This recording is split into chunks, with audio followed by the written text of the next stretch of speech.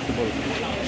আমরা লকডাউন ধরে ব্যবসা করতেছি, কিন্তু আমাদের এই রাস্তার এই সমস্যাটা দীর্ঘদিন যাবত, যার কারণে আমাদের ব্যবসা বাণিজ্য সব বন্ধ হয়ে যাচ্ছে। এখন যে পরিস্থিতি, এখানে আমরা দোকানপাট সব ছেড়ে দেওয়ার চিন্তা ভাবনা করতেছি, কারণ আমরা সবাই এখানে লুজার যারা আছে এলাকাবাসী। এখানে অনেক গার্মেন্টস শ্রমিক যারা আছে, সবারই পরিস্থিতি খুবই খারাপ।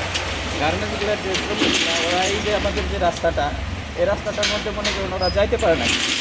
এখানে সব নোংরা পানি আবদ্ধ হচ্ছে, এই জন্য অনেক সমস্যা হচ্ছে, জনজীবন এখানে বিপন্ন। এই এলাকার থেকে মনে করেন যে যারা আছে সবাই চলে যাওয়ার একটা চিন্তা ভাবনা করতেছে।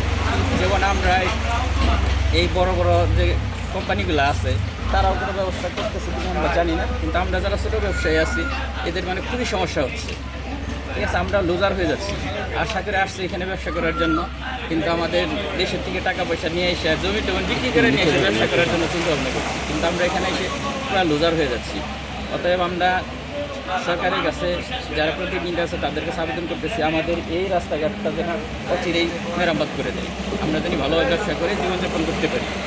ঠিক আছে, এই দিক আপনাদের কাছে আমাদের অনুরোধ, আপনারাও ভালোভাবে সরকারকে এটা জানান, যারা দায়িত্ব আছে তাদেরকে একটু তাদের স্বর্ণাপন্ন হন, যেন তারা এই জিনিসটা আমার মাথায়।